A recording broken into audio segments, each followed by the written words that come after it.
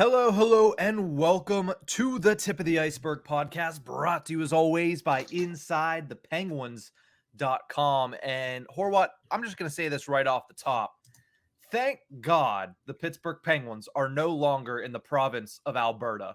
I mean, what an absolute house of horrors for this team for the past two seasons. Not even just this past two games, but the past two seasons. They just have not fared well in the province of Alberta. So, luckily for us, I guess they don't have to play there again this season. They will have to play both teams at PPG Paints Arena, but it was not a good look on Monday night or Tuesday night against either of these teams. It was unpleasant. It was an unpleasant couple of hours that we had to all stay awake for.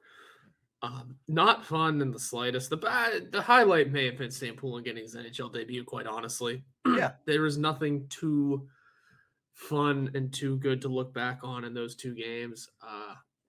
Can't think of anything else. Maybe they had a little fight in them in the Edmonton game, but it went away very quickly. And things didn't look good all around in either game. Things just looked out of sort and sloppy. It looked like a preseason game. There was something very off about the whole thing the entire time, and it was not pleasant in the slightest. Mm-hmm. Now, I think, and this might be a weird way of looking at it, but if they would have played the game they did against Edmonton against the Flames, I think they would have won. But I don't think if they would have played the game that they played against the Flames, sorry, other way around. If they would have played the way they did against the Flames against Edmonton, they would have won, because it was kind of the thing that you mentioned on Monday's episode, where if you're going to not play the full 60, play the back half. And the Pittsburgh Penguins, I mean, for the first time since the opener against Arizona, they came out firing on all cylinders against the Edmonton Oilers, but then just once that first intermission hit, it was downhill from there. They got completely obliterated in the second period, didn't get much better in the third period, and then they started the game against the Flames the same way. It just didn't look good. They went down 2-0 because of two goals by Nazem Kadri, who looks like every bit of a superstar. But it was just two really bad games in Alberta. And we'll get to the injuries here in a second, but just quick PSA to Penguins fans out there that are looking for the sky is falling. You're not going to get that from this podcast. They were two really bad games, and there's things that we do need to call out about the way that they played in hopes that they fix it heading into the next couple of games here to round out the road trip.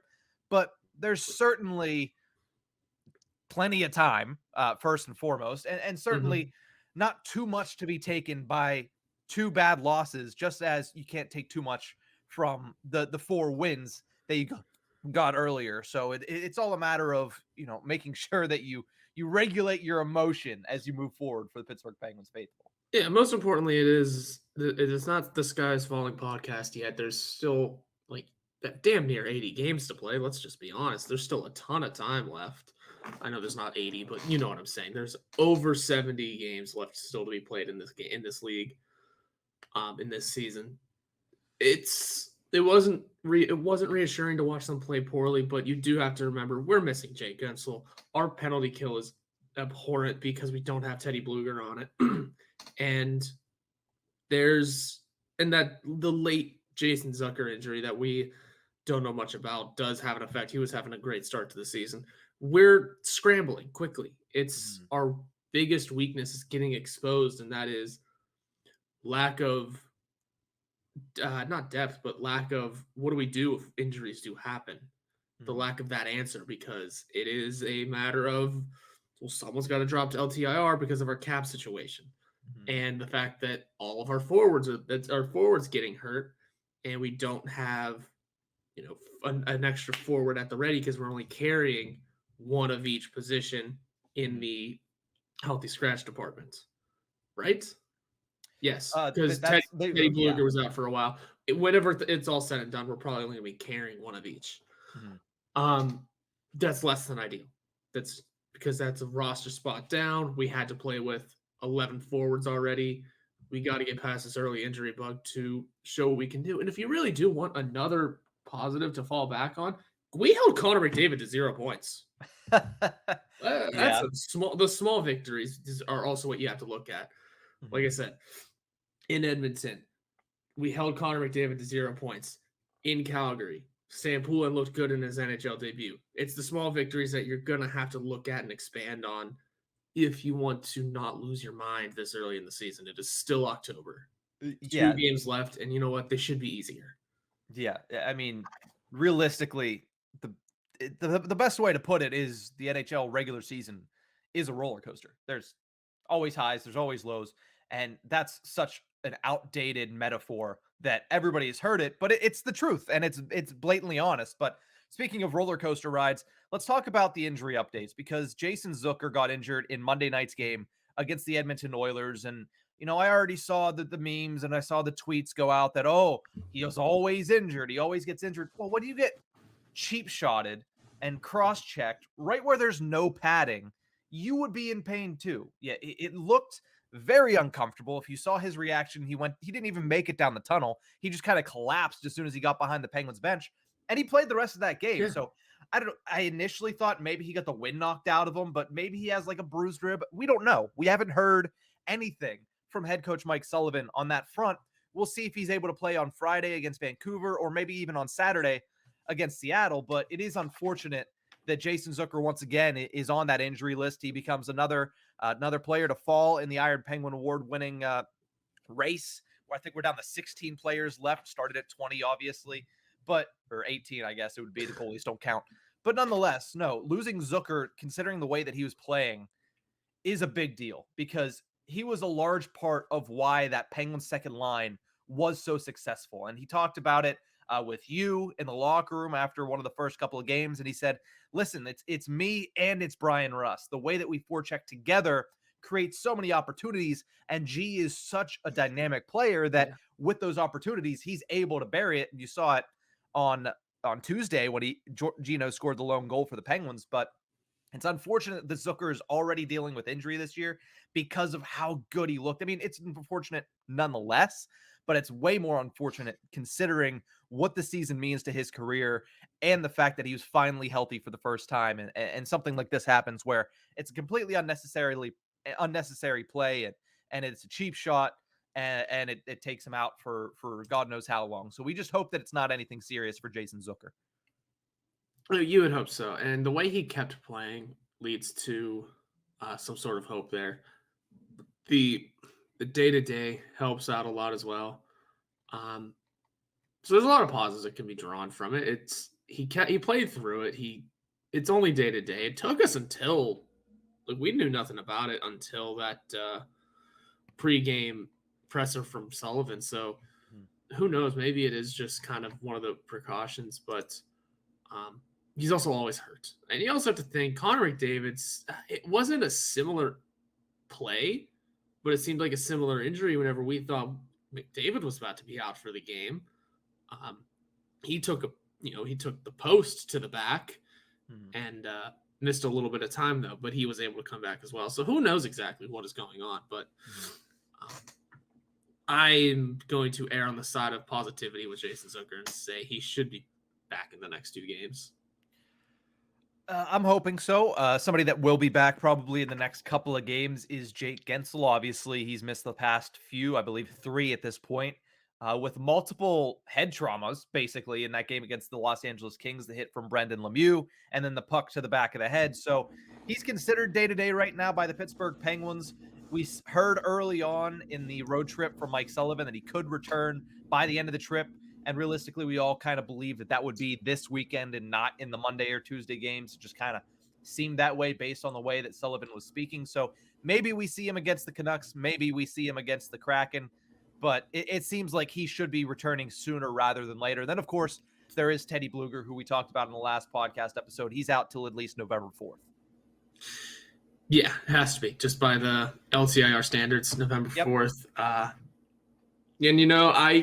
I would kind of expect him, if he was out to start the season with a day-to-day injury, that's damn near a month. I would fully expect him to play in that November 4th game. The first time he's eligible to play, I would expect him to be back. Because it would just make sense at that point. Had he not dropped onto LTIR, I would have assumed maybe he would have been playing before then. Going into every game and every practice, it was, all right, what jersey is he wearing? Who is he practicing with? All right, Mike, is he playing?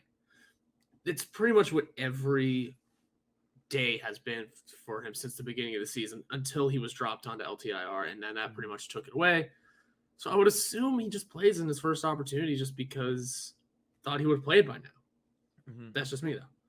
Well, no, I think I would agree with you. And if it wasn't for the Jake Gensel injury, he probably would have never been put on LTIR. Oh, yeah, obviously. I'm just saying, like... Yeah, no, they needed the space, but I think at the end of the day, you look at it and it's actually kind of lucky, not to say that it's lucky that Jake Gensel got injured, but when he did get hurt, it allowed the Penguins to put Bluger on LTIR instead of playing Bluger and then having to drop Gensel or somebody else down to LTIR, because now with Zucker out as well, you would have needed that space to bring somebody up, or you would have been running with the 11 forward 7D for a long time.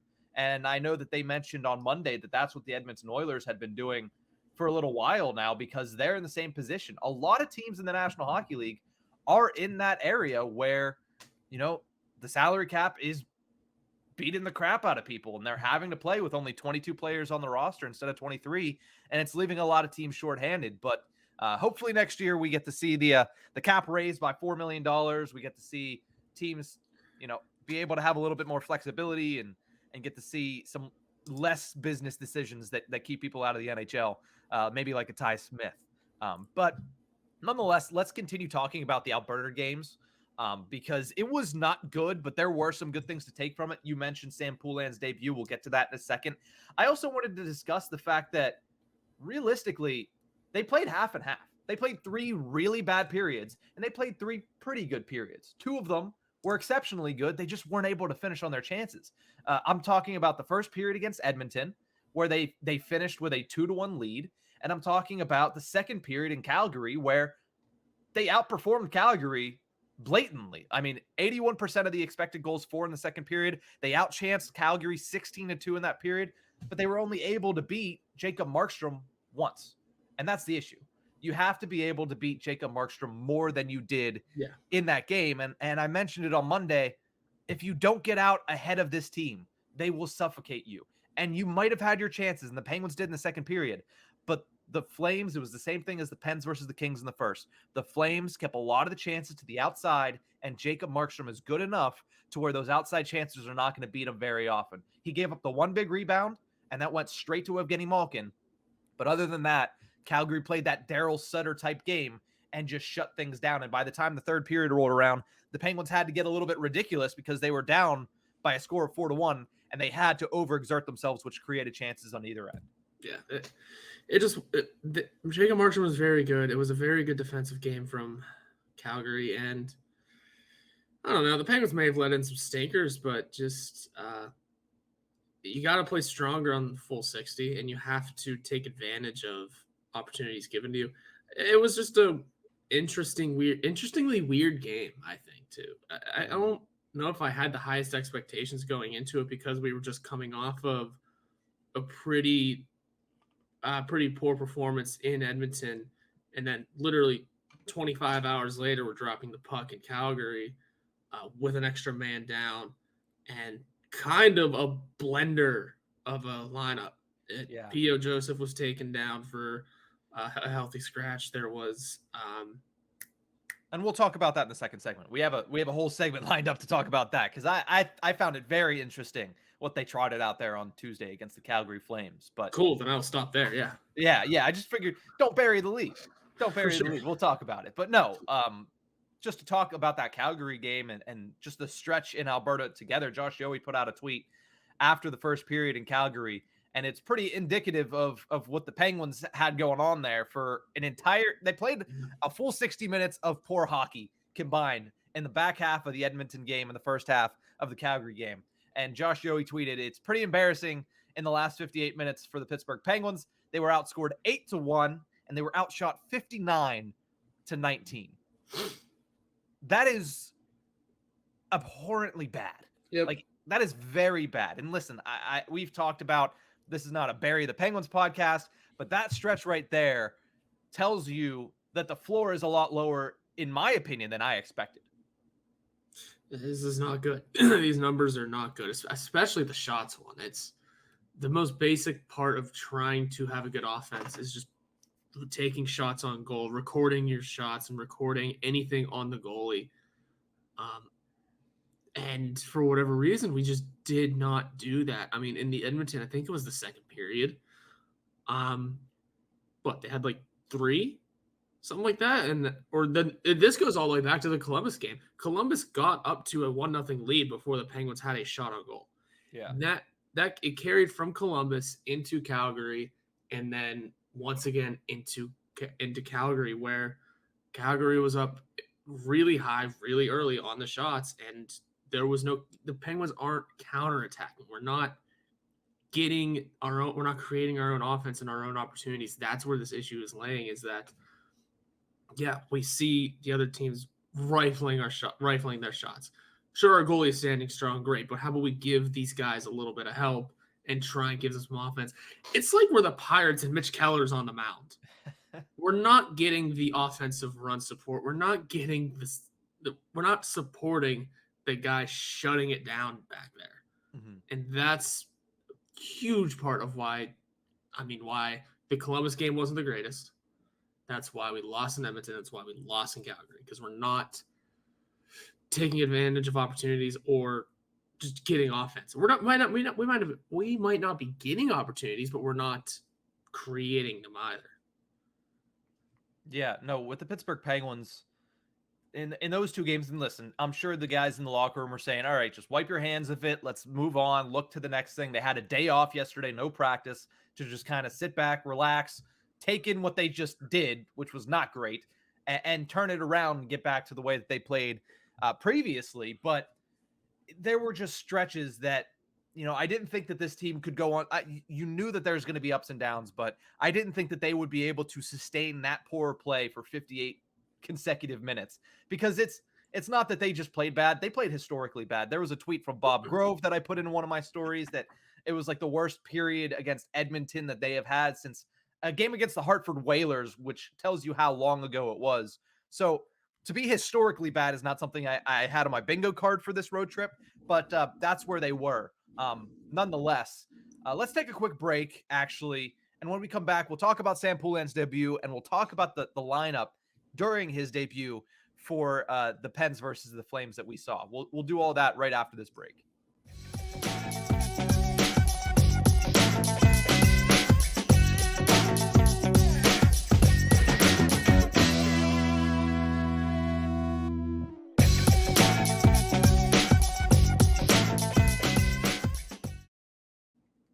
Welcome back to the Tip of the Ice-Burgh podcast, brought to you as always by InsideThePenguins.com.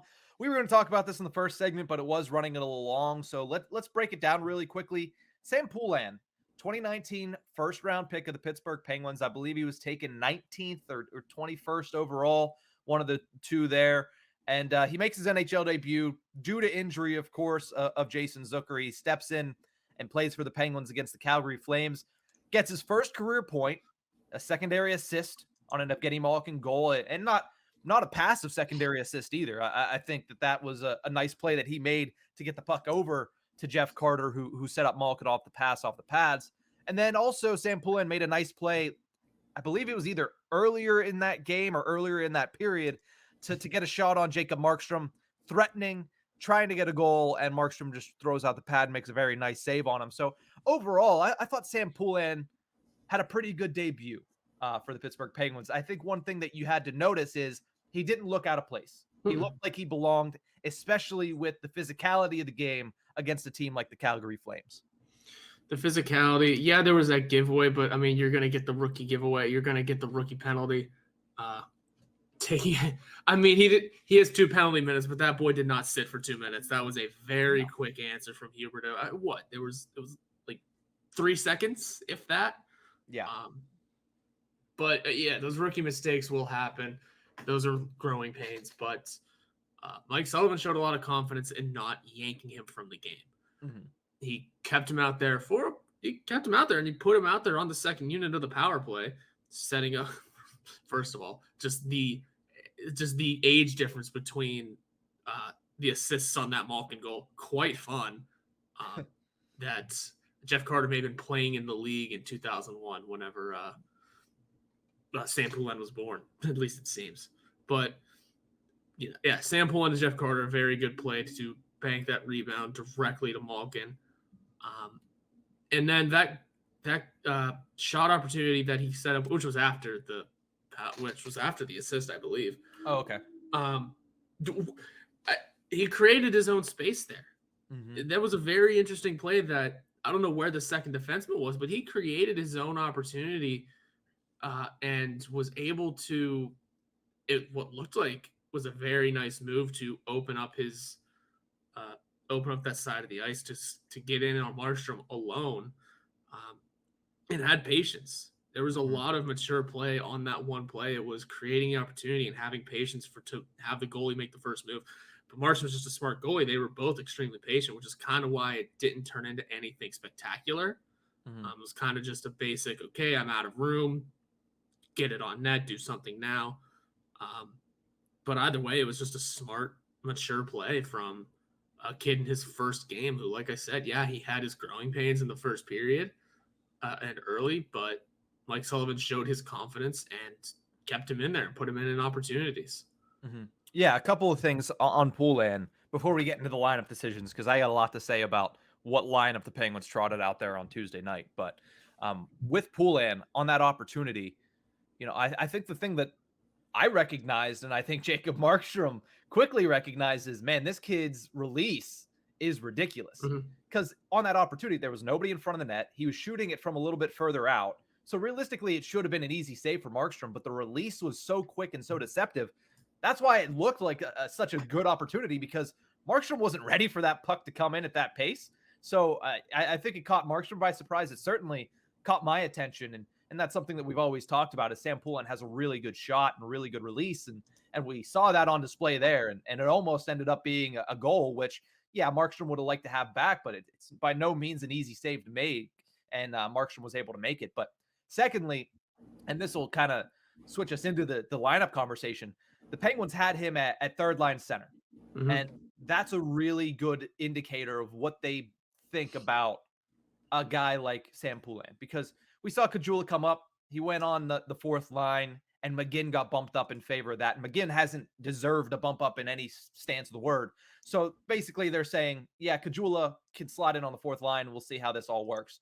But with Sam Poulin, they said, no, we're going to move everybody else around to put him in this position. So not just plug and play for Sam Poulin, but we're making room to make sense for Sam Poulin to where he can succeed, which, it takes notice whenever you say, oh, okay, they have him elevated like that. The same thing happened with Valtteri Pustin. He was put on the third line when realistically the plug and play option was fourth line winger. So you take notice when you see something like that. And also, that's the highest they're going to be asking of him.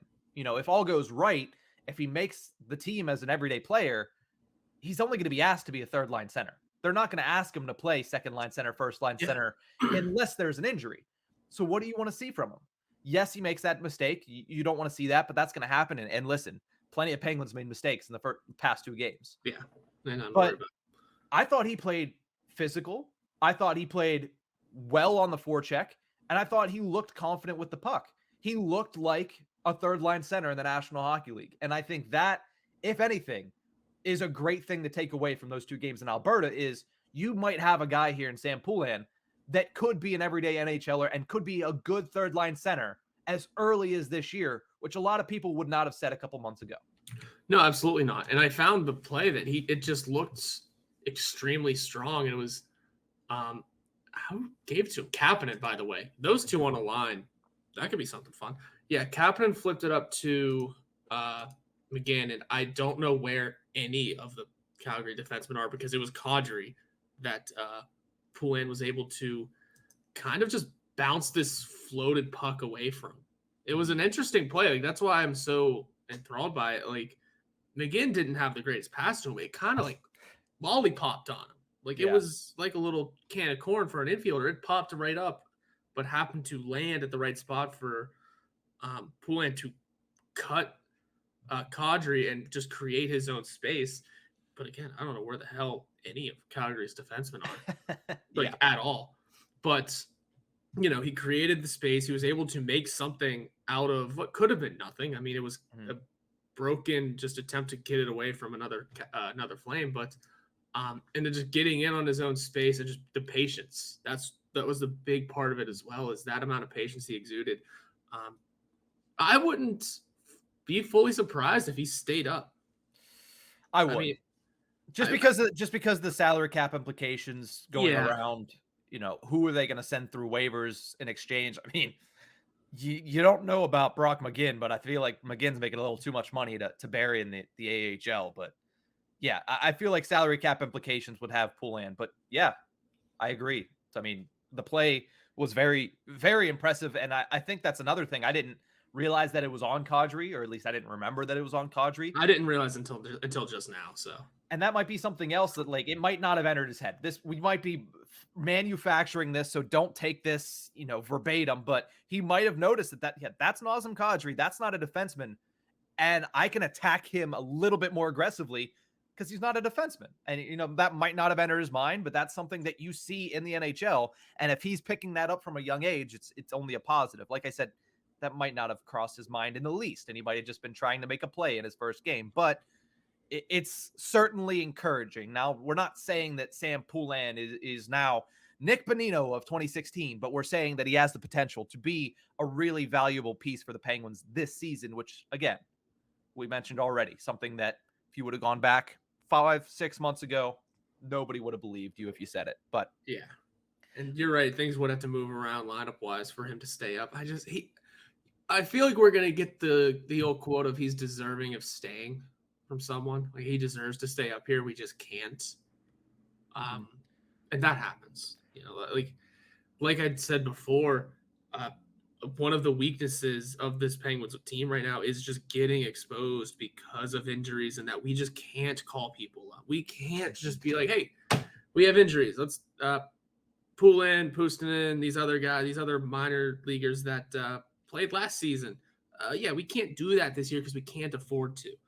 So that's one of our biggest flaws right now, is just getting exposed. So I would expect, you're right. I maybe I shouldn't have said I expect him to stay, because you're right. He doesn't have, there's no space for him. But when he does get sent back down, I'm sure we'll get he's deserving of being here. We'll see him again soon. Yeah, exactly. But with that, let's talk about the lineup. I'll bring it up here for those watching us on Inside the Penguins on YouTube, which you can find every full episode of the Tip of the Ice-Burgh, plus smaller clips, plus all sorts of locker room quotes, especially when they're in town, are the Pittsburgh Penguins. But the lineup was interesting. And here it is, minus the bottom half, which we'll have to obviously talk about. But no, Poulin and Caggiula both in for injuries, so that's what's going to happen. The interesting thing that I want to talk about first, Brian Rust, and we saw it at the end of the game against Edmonton. Brian Rust bumped up to the first line, Danton Heinen taken off the first line, and Rickard Rakell moved over to the left side. What do you think of them reuniting Rust with Crosby for the game on Tuesday? I just think they know it can work, and they want to have the best come out. You want to give your best players the best opportunities, and I get that Malkin and Rust is a great combo as well, but if you were to tell me the stapled pair of our team was going to have the first line of Crosby, Rakell, I'm not as confident in it. I don't know what it is, but I'm not. I mean, Malkin, Rust, again, yeah, I get those two are the stapled pair that do great together, but it's Crosby, Gensel. That is what it is, and without him, you at least, if you put Rust up there, you at least have that reassurance of, well, Crosby, Rust, and Gensel works pretty well last year. So why not go 2 for 3 rather than it being one with Rakell, which we know worked last year, but in much smaller sample size, and Heinen, who I don't recall really ever playing up there. So I just think it was a matter of trying to jumpstart some sort of offense, and also, like we said, making that room for Poulin to not be on the fourth line, moving Carter to a wing for it, and just filling the voids that were left open. I have two trains of thought whenever I saw this lineup. Obviously, first reaction was cool. Poulin's on the third line. That's great. Second train of thought was, yeah, I get it. It's early, and we talked about it Monday. Experiment if you're going to experiment. You saw it on the power play, because was it Saturday against Columbus or Friday against Columbus, whichever day it was, You saw, okay, Raquel gets bounced onto that unit in place of Gensel, just plug and play. And then you saw against Edmonton, okay, we're going to put Petrie up there because we gave up shorthanded opportunities against Columbus. So it's Letang Petrie, a 2 defensive system on the power play. And then right back on Tuesday, they said, you know what, we're going to put Raquel back out there because we need more offense and we're losing to a Calgary team where you're going to need to push the issue to score on. That indecision could be taken one of two ways. Like I said, it could be, hey, we're experimenting with a couple guys out. We want to see what works early in the season. I thought it was overkill. Heinen played phenomenally against Columbus. And then he didn't make it through the entire game with Edmonton on Crosby's line before he got demoted, and he hasn't gone back up there. I think the patience with Heinen is ridiculously low for some reason. We saw it last year. Heinen made a couple bad mistakes when he was on a line with Malkin. He got put on the 4th line and played 4 minutes the following game. I don't understand what the impatience is with a guy like Danton Heinen. I understand his defensive play is not good. Not that it's not good. It's not there. It's not there. He can do it, but it's not going to make a big difference most of the time. And his mistakes don't make up for the fact that, he's not good enough to make up for the fact that he makes some bad mistakes. I get that. But why is there such indecision about having Heinen up there? I understand he was still in the top 6, but that's because who else were you going to put up there? I mean, Brock McGinn, that wasn't going to work. So I didn't understand the thought process of Malkin finally had 2 wingers that were working really well with him. And then a couple days later, he has Heinen and Carter on his wings. Unnecessarily. I don't think that Rust needed to go up on the first line. Yes, we know that works. And yes, in Edmonton, it did make sense in that 3rd period. We need something. Heinen's not doing anything. Crosby's not really doing very much.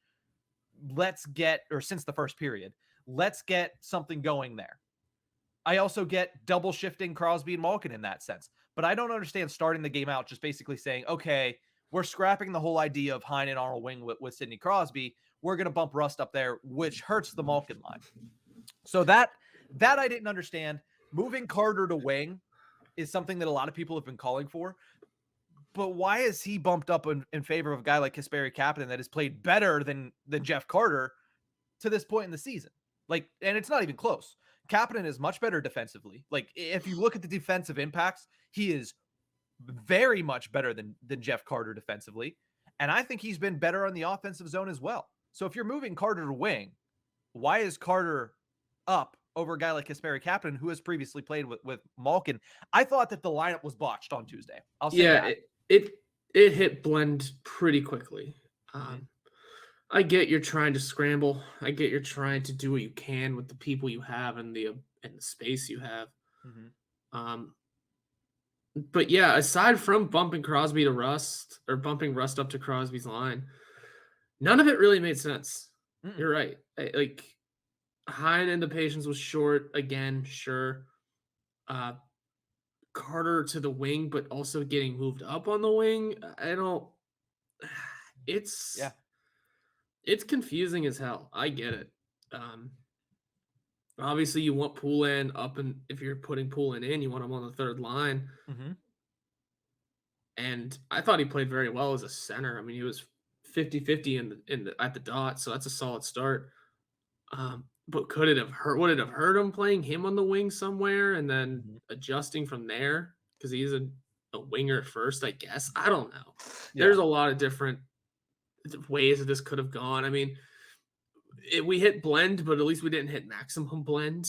Really went hog wild, but still, it was decisions were made. We can put it that way, and I don't know how else to put it. And there's not much more. It was definitely interesting. I think you hit all the points. Yeah, no, and when I look at this, I just keep saying to myself, this was an experimental lineup. Yeah. This was an experiment because there's no reason other than that to have moved so many pieces. I mean, you can argue because the 4th line that you don't see on the video is Drake Caggiula, Ryan Poehling, and Josh Archibald. You could argue that there's no reason for Brock McGinn to get bumped up to the 3rd line because that McGinn, Poehling, Archibald line defensively had been very good throughout the first stretch of games. Why would you break that up? There's no need to. You just keep them, and that's a great shutdown line. But that I don't care as much about as why are you separating Malkin from the guy that's supposed to, Mike Sullivan's supposed to love these pairings, these duos. Malkin's number 2 is Brian Rust. There's no need to move him. Like, especially if Jake Gensel's coming back in the next 2 or 3 games, why are you moving him if no other reason than you don't trust Dan Heinen? That's that might not be what's going on, but that's how I read it, because we've seen it on multiple occasions throughout different seasons where Heinen can easily get in the doghouse with Mike Sullivan because of his lack of defensive efficiency. Yeah. And I understand that, but at the same time, you have Jeff Carter, who gets moved up to the second line, whose lack of defensive efficiency, is mind-numbing compared to somebody like Kasperi Kapanen. And then the only other factor in this is P.O. Joseph, who also got eliminated from the Iron Penguin award running, gets the healthy scratch in favor of Chad Ruhwedel. I mean, for that, I get it. Like, you want to see Ruhwedel a little bit more, and you want to see him in a game where it's actually 6 defensemen instead of 7, and you're on the second half of a back-to-back, and P.O. Joseph had a pretty bad game in Edmonton. You sit the kid down for a game, let him get a rest, and let Ruhwedel get a couple reps in. I get that. But doesn't mean I don't want to see P.O. Joseph in Vancouver. So that's what there's so many things that they changed going into that game against Calgary. It felt like changes for change's sake. And to me, that's a poor way to run a hockey team. But I'm hoping it was just an experimental lineup and things move back the way they were against Vancouver. Because if not, then you just have to start asking questions about who does Sullivan trust in this lineup and which pairings does he trust. You also have to, you mentioned P.O. Joseph and Chad Ruhwedel. Yeah, Joseph didn't play the greatest of games. All right, let's back-to-back situations. Let's give him some rest. Put in Ruhwedel, and then Ruhwedel went out and had a stinker. Yeah. So, it was a game. It was a game. That's the only thing we can really say on it. That game was. Hey, we may have played good in the back half, but you know what? The damage had been done clearly. Yeah, and that's the thing. There's 2 games. It's one lineup that they trotted out there. It's something that you take notice of. You say that was a problem. Let's not do that again. And you hope that they fix it going forward. We'll see what the lineup ends up being on Friday. We'll see what happens in practice later today, because they are scheduled to practice in Vancouver. And hopefully they can find some consistency, maybe get a guy back in the lineup, and we'll see where they go from there. Last thing I'll say before we head to break really quickly, I would definitely keep Poulin in over Caggiula. We had that conversation on Monday. Yeah, no, at this point you keep him in. It may take some more line juggling because you don't want him on the 4th line, but yeah, you figure it out and you keep Poulin in over Caggiula one way or the other. Mm-hmm. I mean, it's pretty simple. Caggiula leaves, McGinn goes down to 4th line left wing, and Carter goes to 3rd line left wing. There you go. If that's what you want. And then whoever goes in, obviously, the 2 guys coming back are top 6 wingers, so they obviously go back into their spot wherever Carter was. So they get their slot, yeah. But no, let's take a quick break and let's look forward, because we got that cathartic experience for 40 minutes out of our minds talking about those 2 games. But now, just as the Penguins are going to do, we're going to put that in the past, and we're going to talk about the next couple of games for the Pittsburgh Penguins. We'll preview those right after the break.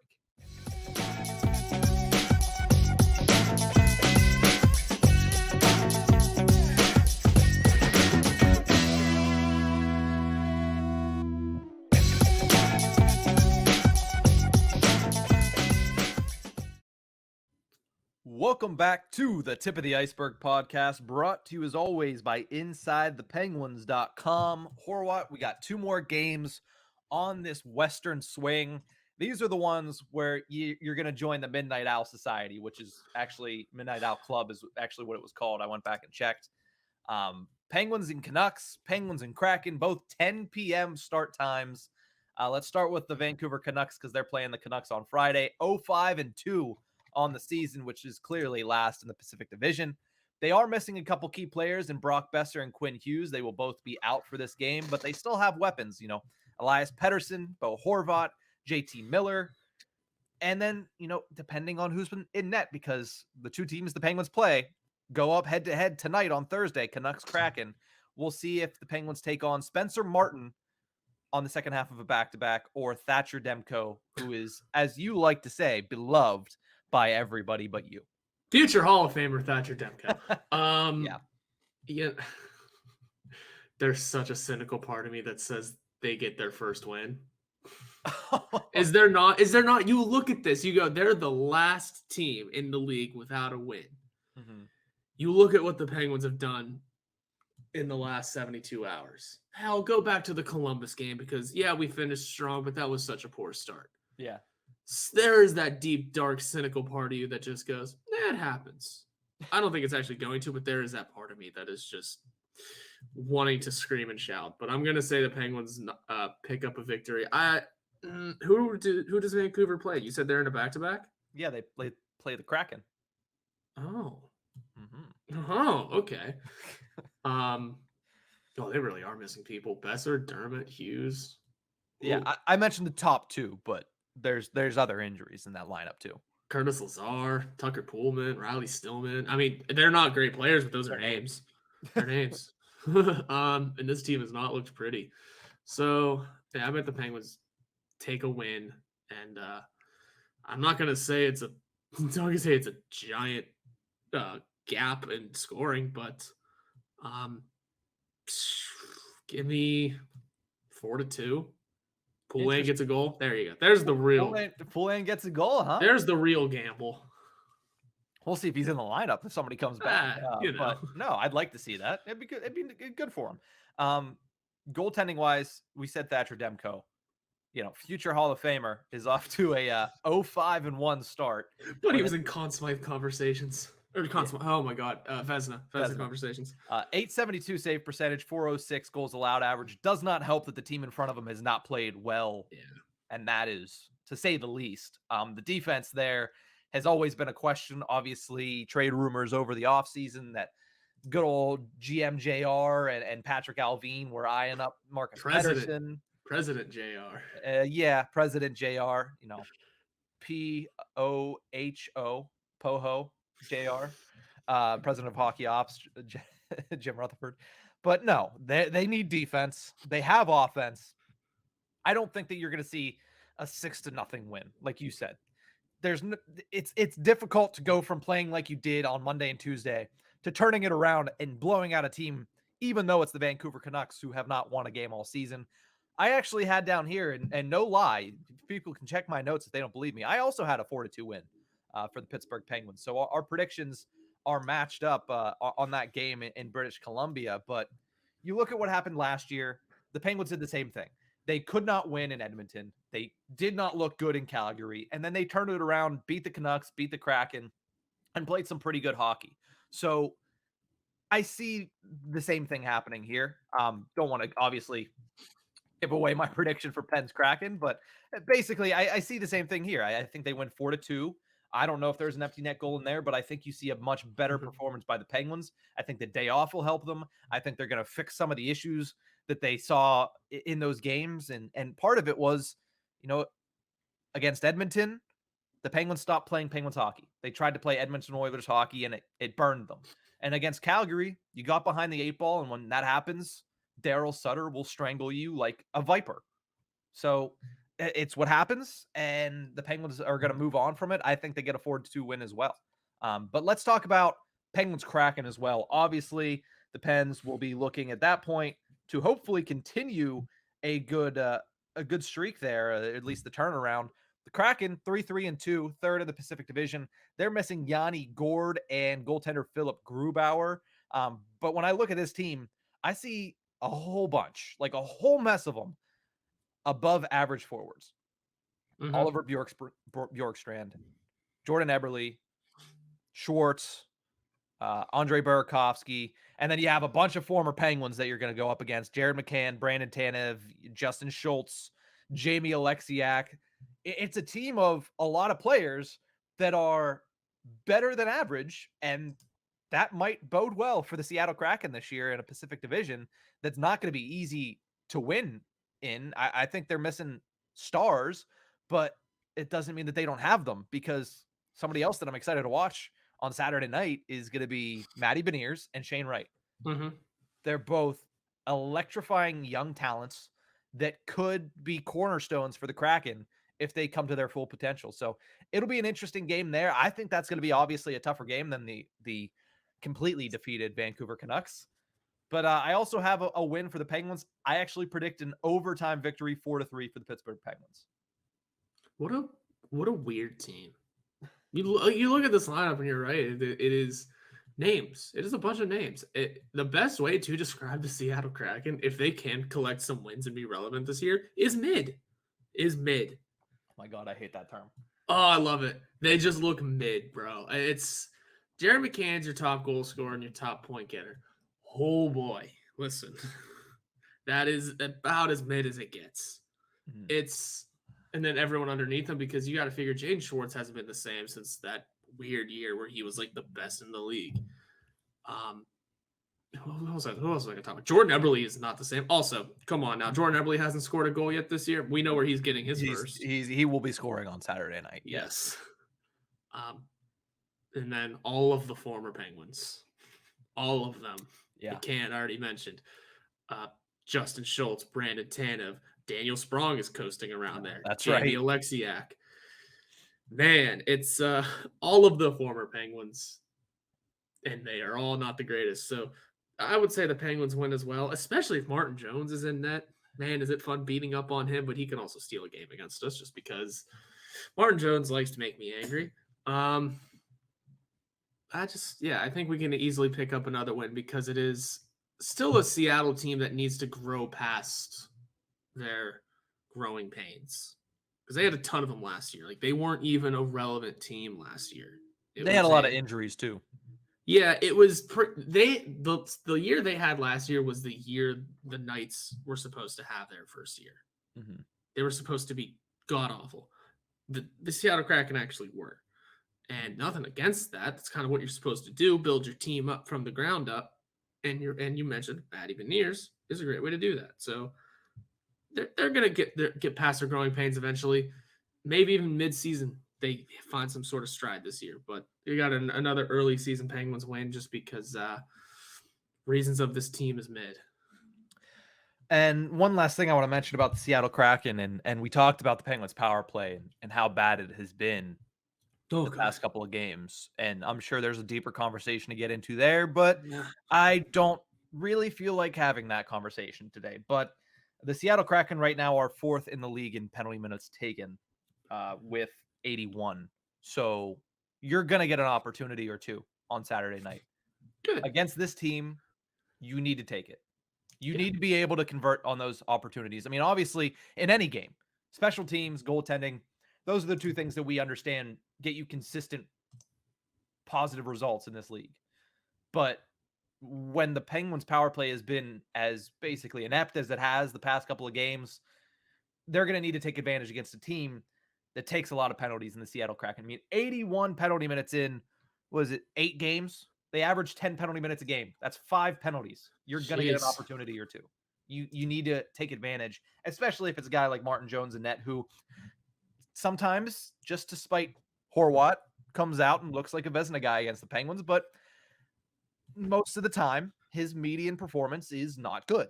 Yeah. So you need to take advantage of that if he is indeed the starter for the Kraken on Saturday night. But other than that, I have a 4-3 win. Did you give a score prediction? Man, I did not. But I'll go 5-1. I don't know, this mid, and I bet it's Jordan Eberle with the lone goal, and I bet he scores first. Yeah, he opens up the scoring, and the Penguins roar back. Yeah, it would be on brand with the Pittsburgh Penguins because they've not gotten out to the best of starts early on in the season. But listen, for those Penguins fans that wanted doom and gloom and got a little bit of that, I was a little upset when talking about the lineups. But listen, tomorrow night is game number 8, which is 10% of the season. So clearly 90% is left. Just breathe a little bit. Okay?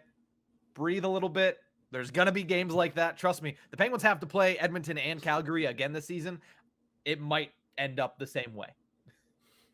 But trust that this team will be able to bounce back because I understand it's easy to look for doom and gloom after 2 games like that, but this is an opportunity for the Penguins to bounce back against 2 teams that they should beat. Let's put it that way. They should beat these teams. We understand there's a lot of variation in the National Hockey League.